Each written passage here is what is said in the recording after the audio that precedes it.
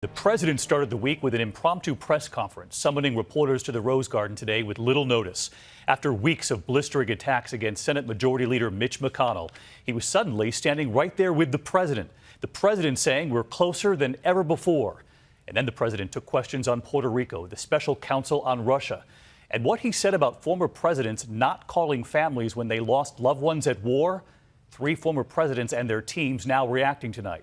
We begin here with ABC's chief White House correspondent Jonathan Karl. After repeatedly lashing out at him, President Trump held a hastily arranged press conference with Mitch McConnell in the Rose Garden today to declare their relationship outstanding. We've been friends for a long time. We are probably now, despite what we read, we're probably now, I think, at least as far as I'm concerned, closer than ever before. That's a change in tone for the president, whose former chief strategist Steve Bannon has declared war on McConnell. Yeah, Mitch, the donors are not happy. They've all left you. We've cut your oxygen off, Mitch. Mr. President, do you approve of Steve Bannon's war on Mitch McConnell and the Republican establishment? Well, Steve is very committed. He's a friend of mine, and he's very committed to getting things passed. I have great relationships with actually many senators, but in particular with most Republican senators. But we're not getting the job done. And I'm not going to blame myself, I'll be honest. They are not getting the job done. I asked the president about Bannon's vow to take on nearly every Republican senator up for re-election. And you're okay with Bannon campaigning against Republicans running for re-election? I know how he feels. Depends on who you're talking about. There are some Republicans, frankly, that should be ashamed of themselves. I can understand fully how Steve Bannon feels. But in the Rose Garden, McConnell fired back at Bannon's plans to promote hardline conservatives. You have to nominate people who can actually win, because winners make policy and losers go home. And standing by McConnell, the president said he'd talk to Bannon.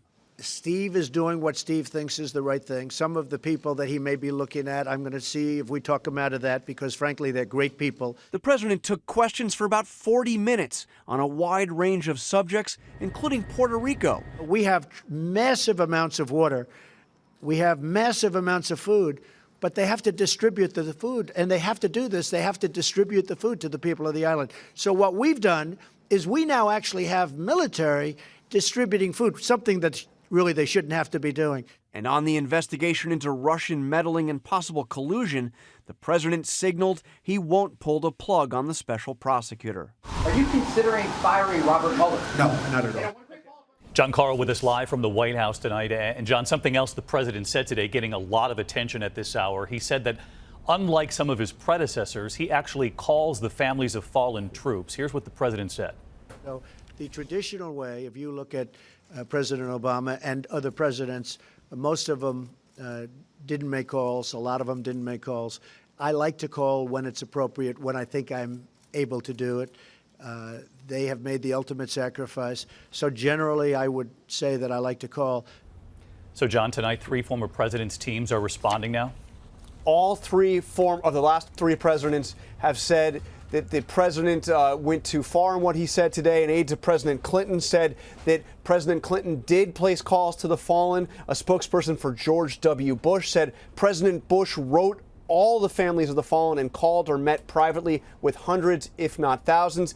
As for President Obama, a spokesperson for him said that President Obama engaged the families of the fallen and wounded warriors throughout his presidency through calls, letters, visits to Section 60 at Arlington, visits to Walter Reed, visits to Dover, and regular meetings with Gold Star families at the White House and across the country.